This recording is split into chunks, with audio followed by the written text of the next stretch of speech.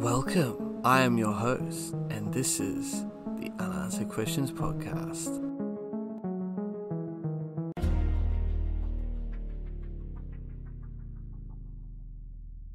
Richard Kuklinski is one of the most dangerous criminals we have ever come across in this state. He murdered by guns, he murdered by strangulation, he murdered by putting poison on victims' food. He did all of this at the same time while exhibiting a normal, placid family existence.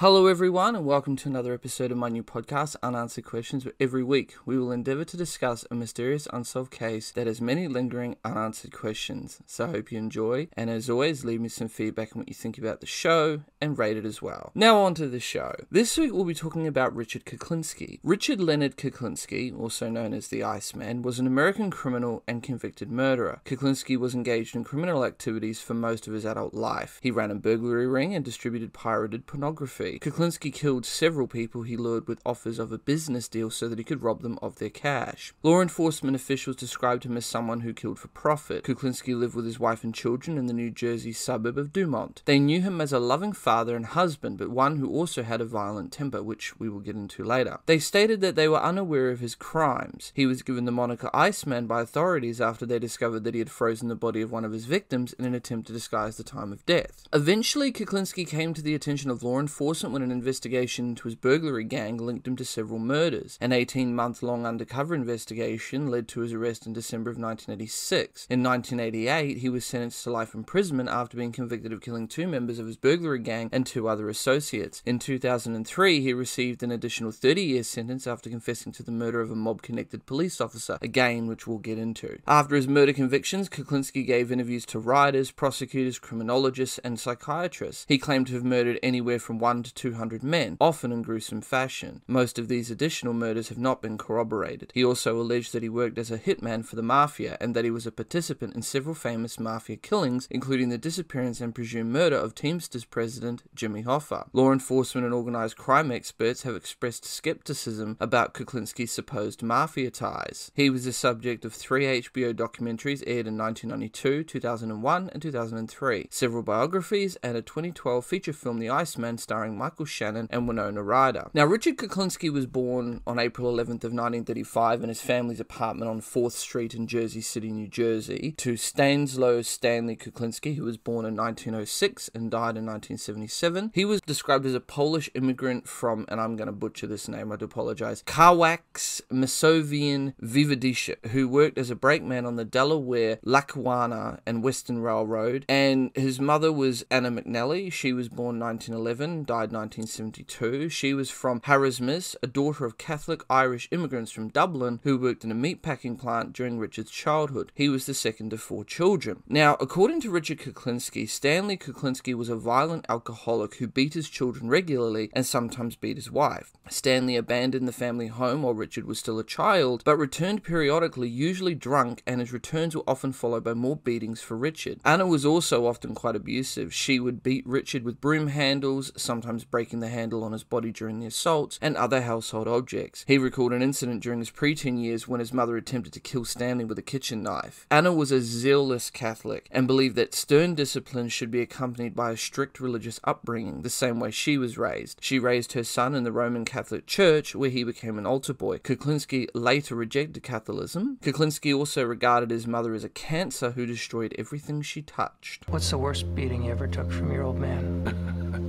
I don't think there's much difference in any of them. They were all pretty bad. He left his mark on me, pretty much. And he did most of that before you were, what, 11? Yes, I was young. And was that worse when he was drinking? With Stanley, it didn't really matter whether he was drinking or he wasn't drinking. He was a nasty son of a bitch, and he always will be till the day he died. And even when he died, he was a nasty son of a gun. Did you go to his funeral? No, I didn't. Was there one? Yes. I didn't like him in life. Why would I want to go see him in death? I was glad he was dead. How about your mom? How was she? Over the years, I got to dislike my mother a great deal. But now that I have more time to think about it, she was just a victim of her own life. As a kid, how did you see her? Hateful. Disliked her a great deal. She didn't believe in sparing her rod either. I mean, she used to hit me with a broomstick if I did something wrong.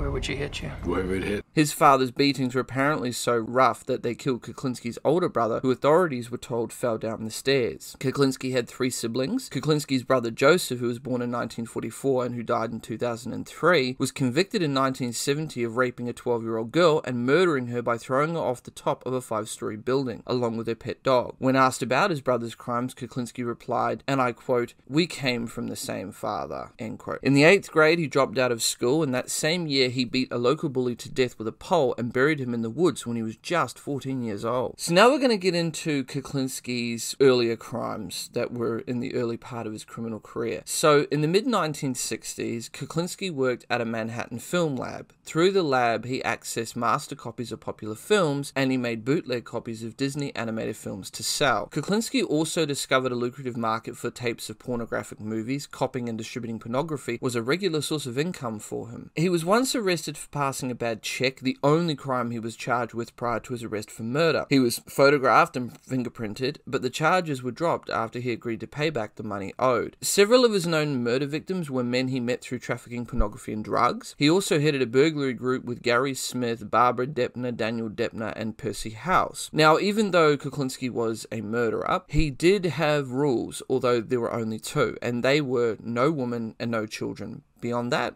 anything was fair game to him. Now we're going to get into some of the canonical known victims that Kuklinski killed. So the first of these canonical murders was the murder of George Malaband. So on January 30th of 1980, Kuklinski killed George Malaband during a meeting to sell him tapes. Malaband was reportedly carrying $27,000 at the time. After a plea bargain, Kuklinski admitted to shooting him 5 times, explaining, and I quote, "It was due to business." Malaband's body was discovered a week later on February 5th of 1980. Kuklinski had placed him in a 55-gallon drum and left it near the Chemotex chemical plant in Jersey City. He had to cut the tendons of Malaband's leg in order to fit the corpse into the barrel. This was the first murder linked to Kuklinski. Malaband's brother told the police officers Malaband was meeting Kuklinski the day he disappeared. Then we come to the murder of Paul Hoffman. So in 1982, Kuklinski met Paul Hoffman, a 51-year-old pharmacist who occasionally browsed the store in Paterson, New Jersey. Now, the store, as I understand it, was a storefront with a back room holding a wide variety of stolen items for sale and purchase. Now, Hoffman had hoped to make a big profit by purchasing stolen Tagamet, which I've never heard of, which apparently is a popular drug to treat peptic ulcers to resell through his pharmacy. He believed Kuklinski could supply the drugs and badgered him to make a deal. Hoffman was last seen on his way to meet Kuklinski with $25,000 to buy prescription drugs from Kuklinski. Now, after a plea bargain, Kuklinski admitted to killing Hoffman on April 29th of 1982. He stated that he lured Hoffman into a rented garage and tried to shoot him, but the gun jammed. So instead, he beat Hoffman to death with a tire iron. He said that he then stuffed the body into a 55-gallon drum and left it outside a motel in Little Ferry. Now, here's a little wrinkle to this story that no one's ever gotten to the bottom of, although a lot of people have tried. One day, Kuklinski noticed that the drum had disappeared, but never learned what happened to it. Hoffman's body was never recovered. We move on to the murder of Gary Smith. So by the early 1980s, Kuklinski's burglary gang was under investigation by law enforcement. In December of 1982, Percy House, a member of the gang, was arrested. House agreed to inform on Kuklinski and was placed in protective custody. Warrants were also issued for the arrest of 2 other gang members, Gary Smith and Daniel Deppner. Now, Kuklinski urged them to lay low and rented them a room at the York Motel in North Bergen, New Jersey. Smith left the motel to visit his daughter, and Kuklinski feared that Smith, after he discussed going straight, might become an informant. According to the testimony of Barbara Deppner, Kuklinski, Daniel Deppner, and House, who was in jail at the time, decided that Smith had to be killed. Kuklinski fed Smith a hamburger laced with cyanide, but when this was slow to work, Daniel Deppner also strangled Smith with a lamp cord. According to forensic pathologist Michael Baden, Smith's death would probably have been attributed to something non-homicidal in nature, such as a drug overdose, if Kuklinski relied solely on the poison. However, the ligature mark around Smith's neck and the fact the body had been deliberately hidden proved to investigators that he was murdered. After Barbara Deppner did not return with a cart to move Smith's body, Kuklinski and Daniel Deppner placed it in between the mattress and box spring. Over the next 4 days, a number of patrons rented the room, and although they thought the smell in the room was odd, most of them did not think to look under the bed. Finally, on December 27th of 1982, after more complaints from guests about the smell, the motel manager investigated and discovered the decomposing corpse. Then there was the murder of Daniel Deppner. So, after Smith's murder, Kuklinski moved Deppner to an apartment in Bergenfield, New Jersey, belonging to Rich Patterson, then fiancé of Kuklinski's daughter Merrick. Patterson was away at the time, but Kuklinski possessed keys to the apartment. Between February and May of 1983, Deppner was killed by Kuklinski. Now, investigators deduced he was murdered in Patterson's apartment after discovering a bloody carpet. Kuklinski enlisted Patterson's help to dispose of Deppner's body, telling Patterson the victim was a friend in trouble with law enforcement and someone had broken in and killed him over the weekend. He added it was best to dump the body to avoid trouble with the police, then forget about the incident. Kuklinski made another mistake when he informed an associate that he killed Deppner. Deppner's corpse was discovered May 14th of 1983 after a bicyclist riding Clinton Road in a wooded area of West Milford, New Jersey, spotted the corpse surrounded by vultures. Kuklinski wrapped the corpse inside green garbage bags before dumping it. Medical examiners listed Deppner's cause of death as undetermined, although they noticed pinkish spots on his skin, a possible sign of cyanide poisoning. Deppner was also strangled. Investigators guessed that Deppner had already been incapacitated, such as by poison, because the partially eaten corpse had no defensive wounds and healthy adult men are rarely killed by strangulation. The medical examiner found Deppner's stomach full of undigested food, indicating that he had died shortly after or during a meal. The beans that Deppner had eaten were burned, so they reasoned the meal was home cooked, because most restaurants would not get away with serving burned food to customers. Investigating officers discovered the corpse just 3 miles or 5 kilometers away from the ranch where Kuklinski's family often went horseback riding. Deppner was the third Kuklinski associate to be found dead, but he wasn't to be the last. On September 25th of 1983, the body of Louis Magsgay was discovered near a town park near Clausland Mountain Road in Orangetown, New York, with a bullet hole in the back of his head. Magsgay disappeared over 2 years earlier on July 1st of 1981, the day he was to meet Kuklinski at a New Jersey diner to purchase a large quantity of blank videocassette recorder tapes for which Magsgay had $95,000 in his van to pay for. His body was stored in a freezer, then discovered 15 months later. After another plea bargain, Kuklinski admitted to shooting Magsgay. However, Kuklinski did not thaw the corpse before he dumped it. He also wrapped it in plastic garbage bags which kept it insulated and partially frozen. The Rockland County medical examiner found ice crystals inside the body on a warm September day. If the body had thawed before discovery, the medical examiner stated he probably would never have noticed Kuklinski's trickery. Investigators realized Magsgay was wearing the clothes his wife and son said he was wearing the day he disappeared. The discovery Kuklinski froze Magsgay's corpse encouraged law enforcement officers to nickname him Iceman. Newspaper reporters sensationalized Kuklinski's frequently used moniker of Iceman in headlines. Kuklinski came to the attention of Pat Kane, an officer with the New Jersey State Police, when an informant helped Kane connect him to a gang carrying out burglaries in northern New Jersey. He built a file on him. Eventually, 5 unsolved homicides, Hoffman, Smith, Deppner, Magsgay, and Maliband, were linked to Kuklinski because he was the last person to see each of them alive. A joint task force of law enforcement officials titled Operation Iceman were created between the New Jersey Attorney General's office and the Bureau of Alcohol, Tobacco, and Firearms, dedicated to arresting and convicting Kuklinski. The ATF was only involved due to Kuklinski's firearms sale. ATF Special Agent Dominic Polifrone went undercover for 18 months to apprehend Kuklinski. Starting in 1985, Kane and Polifrone worked with Phil Solomon, a close, longtime friend of Kuklinski, to get Polifrone close to Kuklinski. Posing as a mafia-connected criminal named Dominic Provenanzo, Polifrone purchased a handgun muffler combination from Kuklinski. In recordings, Kuklinski discussed a corpse he kept in a freezer for 2.5 years. He told Polifrone he preferred poison, saying, and I quote, "Why be messy? You do it nice and calm," end quote. He asked Polifrone if he could supply him with pure cyanide. Polifrone told Kuklinski he wanted to hire him to murder a wealthy Jewish cocaine dealer and recorded Kuklinski speaking in detail about how he would do it. Kuklinski was also recorded boasting he killed a man by putting cyanide in his hamburger and of his plans to kill a couple of rats, Barbara Deppner and Percy House. On December 17th of 1986, Kuklinski met Polifrone to get cyanide for a planned murder, which was to be an attempt on an undercover police officer. After the recorded conversation with Polifrone, Kuklinski went for a walk. He tested Polifrone's purported cyanide on a stray dog using a hamburger as bait and saw it was not poison. Suspicious, Kuklinski decided to not go through with the planned murder and went home instead. He was arrested at a roadblock 2 hours later. His wife was charged with disorderly conduct for interfering with his arrest. Officers discovered a firearm in the vehicle and she was charged with possession of a firearm because she was a passenger. Now we come to the trial of Richard Kuklinski. So, prosecutors charged Kuklinski with 5 murder counts and 6 weapon violations, as well as attempted murder, robbery, and attempted robbery. Law enforcement officials said Kuklinski had large sums of money in Swiss bank accounts and a reservation on a flight to that country. Kuklinski was held on a $2 million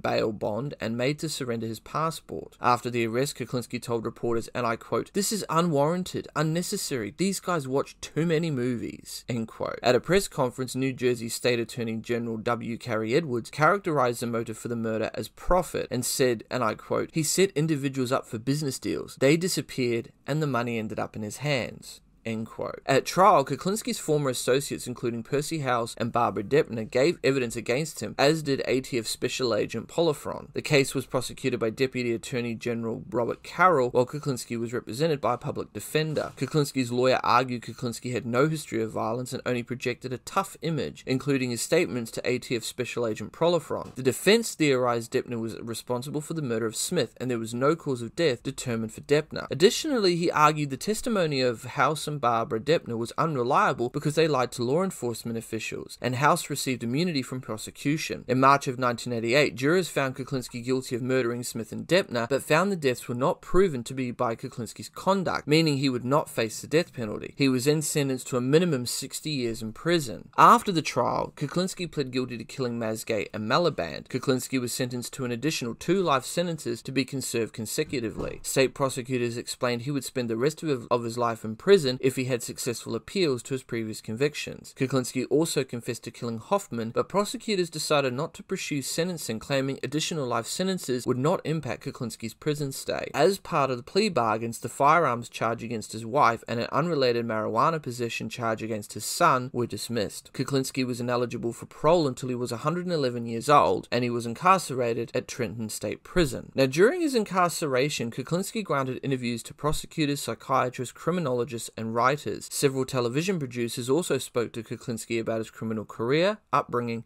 and personal life. These talks culminated in 3 televised documentaries known as the Iceman tapes, broadcast on HBO in 1992, 2001, and 2003. According to his daughter Merritt Kuklinski, her mother convinced Richard to do the interviews, and she was paid handsomely, as it stated, for them. In the last installment, The Iceman and the Psychiatrist, Kuklinski was interviewed by renowned forensic psychiatrist Dr. Park Dietz in 2002. Dietz stated he believed Kuklinski suffered from anti-personality disorder plus paranoid personality disorder. Writers Anthony Bruno and Philip Carlo wrote biographies of Kuklinski. Kuklinski's wife received a share of the profits from the Bruno book. Now we get into the supposed other killings that Kuklinski was involved in. So, in various interviews, Kuklinski claimed to have murdered over 100 people. He alleged he used multiple ways to kill people, including a crossbow, ice picks, a bomb attached to a remote-controlled toy, firearms, grenades, as well as cyanide solution spray he considered to be his favorite. He said he committed his first murder at 14 and murdered homeless people for practice. In 2006, Paul Smith, a member of the task force involved in arresting Kuklinski and later supervisor of the Organized Crime Division of the New Jersey Attorney General's office, said, and I quote, "I checked every one of the murders Kuklinski said he committed, and not one was true." He added, authorities throughout the county could not corroborate one case based on the tidbits Kuklinski gave, end quote. In 2020, Dominic Polifron said, and I quote, "I don't believe he killed 200 people. I don't believe he killed 100 people. I'll go as high as 15, maybe," end quote. Kuklinski also alleged he was a mafia contract killer independently working for all the 5 families of New York City, as well as the DeCavalcanti family of New Jersey. He claimed he carried out dozens of murders on behalf of Gambino soldier Roy DeMeo. He said he was one of the murderers of Bonanno family boss Carmine Galante in July of 1979 and Gambino boss Paul Castellano in December of 1985. For the Castellano murder, Kuklinski said he was personally recruited by John Gotti ally Sammy Gravano, who instructed him to kill Castellano's driver and bodyguard Thomas Bellotti. He told Philip Carlo he was hired by John Gotti to kidnap, torture, and murder John Favara, the man who accidentally killed Gotti's 12-year-old son Frank after hitting him with his car. After he became a government witness in 1990, Sammy Gravano admitted to planning the murder of Castellano and Bellotti, but said the shooters were all members of John Gotti's crew and were chosen by Gotti. He did not mention Kuklinski. Anthony Bruno felt Kuklinski's participation in the killing of Castellano was highly unlikely. Bruno noted that in 1986, Anthony Indelicato was convicted of Galante's murder and Kuklinski was not mentioned during the trial. According to Jerry Capisi, Philip Carlo claims the Iceman killed Paul Castellano, Carmine Galante and Jimmy Hoffa, along with Roy DeMeo and about 200 others. Come on, do you believe that? I don't know anyone who believes that. No one, end quote. Kuklinski also claimed he dumped bodies in caves in Bucks County County, Pennsylvania, and fed victims to rats in the caves. However, in 2013, the Philadelphia Inquirer noted the caves had had lots of visitors since Kuklinski's time, and no human remains have been discovered. Local cave enthusiast Richard Kranzel also queried the idea of flesh-eating rats, saying, and I quote, "The only rats I encountered in caves are cave rats, and they are reclusive and shy creatures and definitely not fierce as Kuklinski's claims," end quote. Law enforcement officers also doubt he stored a corpse for 2 years in a Mr. Softy truck. Now, Kuklinski's murder techniques varied. For example, he said he used a chainsaw to dismember the bodies of victims while they were alive, although this is disputed because he once made a claim that he never used a chainsaw because he didn't want to get his nice shirts bloodstained. While committing a mob-related murder, Kuklinski removed the tongue of a victim and rammed it into his ass to send a message for the mob.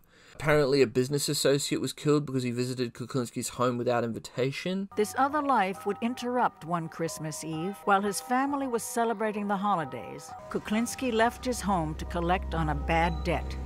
Business was business, even on Christmas Eve. The man owed me money. He was giving me a runaround. I told him I wasn't happy that he wasn't going to pay me. He had the attitude that nobody could hurt him. I think he was wrong. Anyway, he never saw Christmas. What did you use? A gun. Extremely loud inside of a car. Matter of fact, my ears were ringing for a long time. What'd you do afterwards? I walked away, got in my car, and went home. What'd you do when you got home? I put toys together for the kids for Christmas. I saw the broadcast while I was putting the toys together that came down. Mob-related killing. That was the first time I knew I was mob-related. How'd you feel? I was annoyed I couldn't get the damn wagon together. Then there was the time while stalking a male victim at a club, Kuklinski poured cyanide into a glass of beer, brushed against him, which caused the cyanide to spill onto the man that eventually killed him. Now, I don't know how cyanide works, so I don't really know if that actually would work. I don't actually know if just spilling cyanide on someone would be enough to kill them. I don't know if it would get into your skin or whatnot, so I don't know how accurate the veracity of that claim is. Inside a crowded nightclub, the hitman plunged a cyanide-laced needle into an unsuspecting victim. When HBO reporter asked what was in the needle, the Iceman soberly responded, in this case, a heart attack. Now, to see if a crossbow worked, the Iceman shot a man in the forehead. I just wanted to see if the thing worked, he's alleged to have told the reporter. Kuklinski committed a test murder while walking on the street among a crowd of people when he covered his face with a handkerchief and sprayed a man with cyanide. When the man collapsed and died, people thought he'd had a heart attack. The best effect, Kuklinski described, is to get him in the nose. They inhale it, end quote. On one occasion, Richard Kuklinski recalled preparing to kill a man who was begging and praying for his life. Kuklinski told the man he could have 30 minutes to pray to God to see if God would come and intervene. And I quote, this is what Kuklinski said, "But God never showed up and he never changed the circumstances, and that was that. It wasn't too nice. That's one thing. I shouldn't have done that one. I shouldn't have done it that way," Kuklinski has said, end quote. It was a man, he was begging and pleading and praying, I guess. And he was pleased God and all over the place. So I told him he could have a half hour to pray to God, and if God could come down and change the circumstances, he'd have that time. But God never showed up, and he never changed the circumstances. And that was that. It wasn't too nice. That's one thing I shouldn't have done, that one. I shouldn't have done it that way. It was one of the only times that Kuklinski ever expressed remorse for his actions, and according to a statement Richard Kuklinski once made, a nasal spray bottle filled with cyanide was his favorite way of killing people. It was his kind of trademark. Kuklinski once, actually, this was rather interesting. Kuklinski once talked during an interview about the time he killed a man using cyanide in a nightclub and the death wasn't ruled a murder, and even Kuklinski claimed he had no idea what they pronounced his death as, but it wasn't from cyanide poisoning. I've been in a restaurant where we were eating, and the guy went to the bathroom, and while he was in the bathroom, we put a little boost in his food, and he was rushed to the hospital after that, and he died, and they buried him. I'm not exactly sure what they attributed his death to, but you know, it wasn't homicide. Now we come to the murders that he said that he actually committed, but there's actually no evidence of it. So we're going to get into a bit of a list of the unconfirmed murders that Kuklinski purportedly claimed that he committed. So we start off with, we got Robert Prongay. So in interviews and documentaries, Kuklinski says he killed Robert Prongay, a mentor to him. Prongay was murdered in 1984, shot multiple times in the head, and was subsequently discovered in his Mr. Softy ice cream truck. Robbery was not considered a motive at the time. Prongay had been about to go on trial for blowing up the front door of his ex-wife's house. Kuklinski says that Prongay taught him how to use cyanide and other methods to kill, and it was Prongay who told him to freeze the body of Mazgay. However, Kuklinski says he killed Prongay after he threatened his family. Law enforcement officials have considered Kuklinski a prime suspect in the murder since 1986, but the director of the New Jersey Division of Criminal Justice said no charges were sought because Kuklinski was convicted of other crimes. In 1993, in response to his claims, Hudson County prosecutors said new charges against Kuklinski were possible since the Prongay murder was still an open investigation, and they would assess whether there was enough evidence to prosecute him. Ultimately, no charges were brought against Kuklinski for the Prongay murder. Then there was the supposed involvement of Kuklinski in the murder of Roy DeMeo. So Kuklinski claimed he killed Gambino crime family member Roy DeMeo. Now, DeMeo operated a crew from the Gemini Club in Brooklyn, New York, and according to Jerry Capisci's book, Murder Machine, DeMeo would kill whoever crossed him or anyone he suspected of being a police informant. The Gemini Club was a grisly playground for murder, and as I understand it, victims were lured to the club at night where they would be shot, a towel wrapped around their blood-soaked head, then stabbed in the heart to stop the blood pumping. Informants told police the crew of killers would often eat pizza and drink beer while the corpse bled out in a bathtub. Using sharp tools, preferably a chainsaw, the gangsters would cut up the bodies for disposal into the incinerator, or they were buried in landfills. Some bodies were taken out to sea on a private yacht owned by one of the crew members and dumped overboard to feed the sharks. In an interview for the 1993 book The Iceman, The True Story of a Cold-Blooded Killer by Anthony Bruno, Kuklinski described DeMeo as a mentor of his, but after he fell behind on a loan to distribute pornography, he received a beating. The latter two became business partners. Kuklinski says DeMeo taught him how murder for hire could be a way to make money. However, author Jerry Capisci, who has written extensively about DeMeo and the Mafia, doubts Kuklinski killed DeMeo or had close ties to the DeMeo crew. Most sources indicate DeMeo was killed by members of his crew, with no suggestion Kuklinski was involved. Kuklinski was not mentioned in Capisci and Gene Muston's book about the DeMeo crew, Murder Machine, or Albert DeMeo's account of his father's life in the mob, For the Sins of My Father. Philip Carlo, whose biography of Kuklinski indicates the claim that he killed DeMeo, acknowledged in the postscript to a later edition that this claim was probably untrue. By the age of 25, Richard Kuklinski had no problem with murder. But now he wanted to get paid for it. There was money in contract killing. To prove himself, he auditioned for Mafia capo Roy DeMeo. Said, well, I would expect you to, if you came with me, I'd expect you to, if I told you to whack somebody, you'd whack them without any question. So I said, well, I could probably do that. He says, you probably could do it, or could you do it? Do you think you could do it? And I said, yeah, I think I could do it. So he told Freddie to get the car, got the car. He and I got in the back seat. Freddie was driving. We drove someplace. I don't know where it was. It was someplace in New York. And we were sitting there for a while. We got to wherever we were going. We were sitting there for a while, and a man came in the distance. He was walking his dog, it looked like. So he said, all right, take this guy down. Which guy are we talking about here? So he says, the man walking the dog. So I got out of the car and I started walking towards the man. The man was walking his dog just like a regular guy. As he passed me, I turned around and shot him.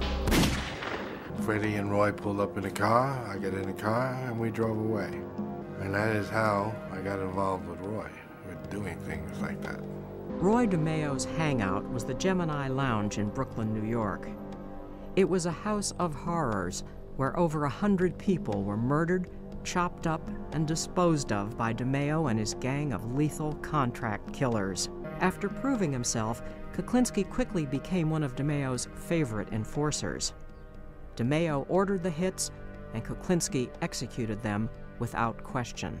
He wanted this guy taken care of, but he wanted to talk to him first. So when I got to the place, I asked the man for the money, so the guy says he didn't have it and Roy would just have to wait until he got the money to pay him. And that was that. He'd have to wait. So I said to the man, I said, well, you have to then talk to him. He wants to talk to you. So I dialed the phone number and he got on the phone and I said, he wants to talk to you. So he was talking to him, and I guess they were acting like everything was all right, because he got off the phone, he handed me the phone back. He says, hey, I told you he'd wait. He's in the better frame of mind. Don't worry about it. He wants to talk to you now. So I picked up the phone, and he said, kill him. So I shot him. Hung up the phone and walked away. Now we come to probably one of the most interesting of all the murders that Kuklinski supposedly committed, which was the murder of Peter Calabro. So in his 2001 HBO interview, Kuklinski confessed to killing NYPD officer Peter Calabro, who was ambushed and shot dead by an unknown gunman with a shotgun on March 14th of 1980. Calabro was rumoured to have mob connections and was investigated for selling confidential information to the Gambino crime family. Investigators have long suspected that Calabro became a target for his role in a Gambino car theft ring that included a group of corrupt city police officers. In the early 80s, the Gambinos were feeling the heat of an intense investigation, which reached as high as their boss, Paul Castellano. As the pressure from law enforcement grew, the family began to worry about potential witnesses. One in particular presented a major problem. His name was Peter Calabro. The family ordered a hit, and Kuklinski was given the contract. On March 14, 1980, Kuklinski drove for hours on a snow-covered road in Saddle River, New Jersey, waiting for a call to come through on his walkie-talkie. I get a call that they're on their way, so now they're coming. And it's snowing. Roads are very bad. A lot of snow, slipping and sliding. And I was in a van. So what I figured is, at the last moment, I had a different plan, but at the last moment, I decided, well, I'm going to double park this thing. This will give me the edge, because this will make him have only one way to come by, and that's he has to come right by this van. And I go to the back of the van, and I go out the back door. I take the shotgun with me, of course, so I kneel down, and I look under the van, so I can see where he's approximately at. So I watch him come up to where he's almost in the front of the van, and I stood up, and as he's going by the van, I fired. I never knew the man, what he looked like or what his job was. Then I found out the next day that he was police. But had I been told to do him anyway, and I knew he was the police, I most likely would have done it anyway. I don't think I would have said no. Kuklinski had killed a cop who had gone bad, selling information to the Gambinos. A cop who was eliminated before he could turn state's witness. For Kuklinski, contracts like the Calabro murder were strictly business.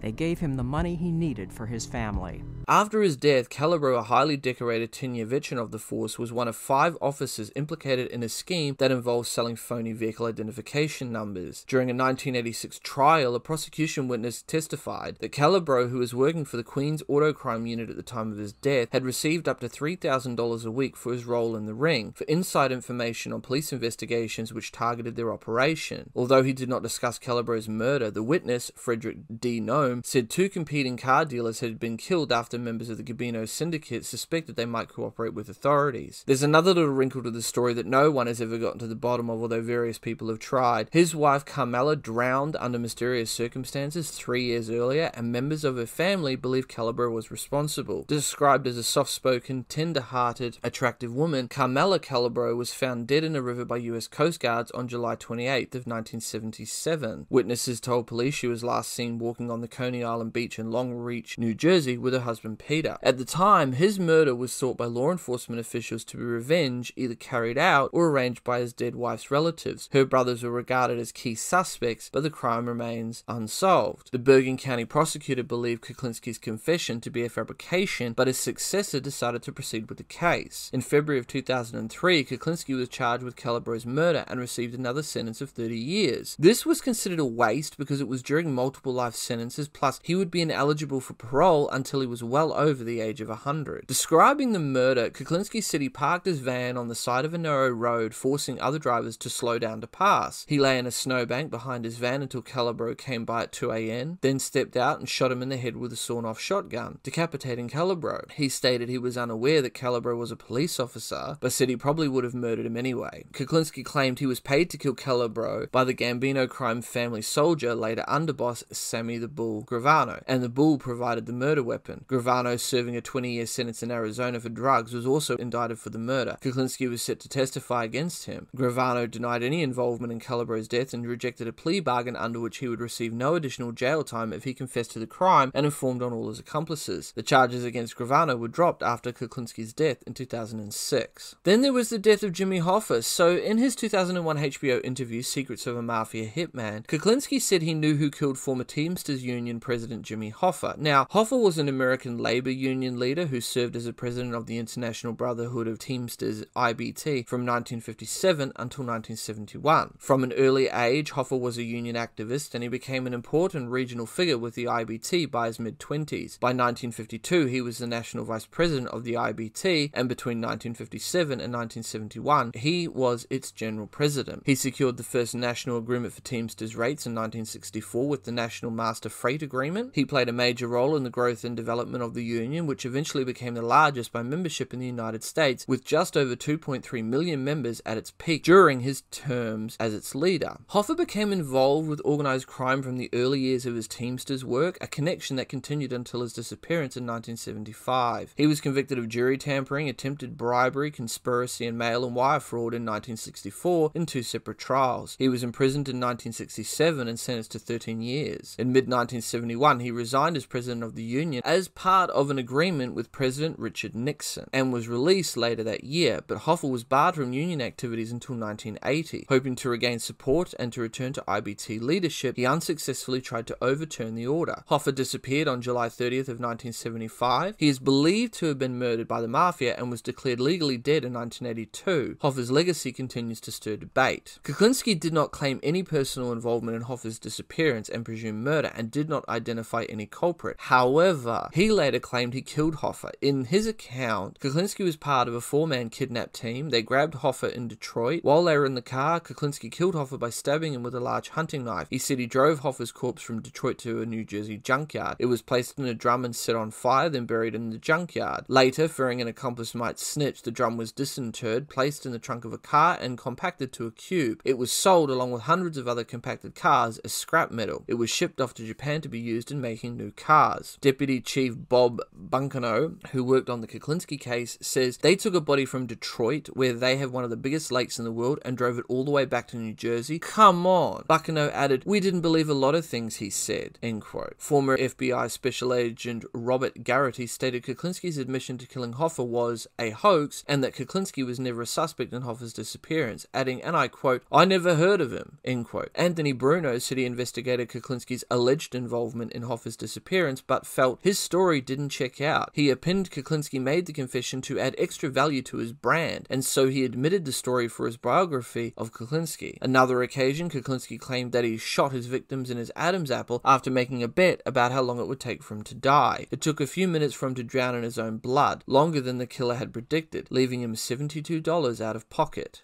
Now we're going to get into a bit about Kuklinski's personal life. So Kuklinski's first marriage was to a woman 9 years his senior named Linda, with whom he had 2 sons, Richard Jr. and David. While Richard was working for a trucking company, he met Barbara Pedrici, who was a secretary at the same firm. Kuklinski and Barbara married in 1961 and had 2 daughters, Merrick and Christian, and a son, Dwayne. Barbara described his behavior as alternating between good Richie and bad Richie. Good Richie was a hard-working provider and an affectionate father and loving husband who enjoyed time with his family. Barbara remembered that when Merrick became seriously ill soon after she was born, Richard stayed up night after night to care for her. In contrast, bad Richie, who would appear at irregular intervals, sometimes one day after another, other times not appearing for months, was prone to unpredictable fits of rage, smashing furniture and domestic violence. During these periods, he was physically abusive to his wife, one time breaking her nose and giving her a black eye, and emotionally abusive towards his children. Merrick later recalled that he once killed killed her dog right in front of her to punish her for coming home late. Barbara claimed that she once told Richard she wanted to see other people. He responded by silently jabbing her from behind with a hunting knife so sharp she did not even feel the blade go in. He told her that she belonged to him and that if she tried to leave, he would kill her entire family. When Barbara began screaming at him in anger, he throttled her into unconsciousness. Merrick also remembered a number of road rage incidents involving her father. The domestic abuse got so bad that Christian and her mother conjured up a plan to drug his meatloaf with Valium, but they became too terrified to put their plan into action. Quote, "He would hit himself in the head so hard you could see the blood vessels popping," Christian said when she described his rage. "We had no hope in being saved because the police had been tracking him for so long and they couldn't get him on anything. So how were we supposed to stop him?" End quote. Kuklinski's family and Dumont, New Jersey neighbors were never aware of his activities and instead believed he was a successful businessman. Barbara described him as a wholesale distributor and said he employed an accountant. She did suspect that some of his income was from illegal activities due to their lifestyle and the large amounts of cash he often processed. However, she never expressed these worries to him, instead maintaining a don't ask questions philosophy when it came to his business life or associates. If Richard suddenly left the house in the middle of the night, Barbara would never ask where he was going. The Kuklinskis divorced in 1993 when Richard was in prison. Barbara said the divorce was for money reasons, and she continued to visit him in prison, but only about once a year. On June 6th of 1984, Kuklinski filed for personal bankruptcy, listing debts of $160,697 and assets of only $300. In October of 2005, after nearly 18 years in prison, Kuklinski was diagnosed with Kawasaki disease, an inflammation of the blood vessels. He was transferred to a secure wing at St. Francis Medical Center in Trenton, New Jersey. Although he had asked doctors to make sure they revived him if he developed cardiopulmonary arrest or risk of heart attack, his then former wife Barbara had signed a do not resuscitate order. A week before his death, the hospital called Barbara to ask if she wished to rescind the instruction, but she declined. Kuklinski died at age 70 on March 5th of 2006 at the request of Kuklinski's family. Noted forensic pathologist Michael Baden reviewed his autopsy report. Baden confirmed that Kuklinski died of cardiac arrest and had been suffering with heart disease and phlebitis. With that, this case remains open,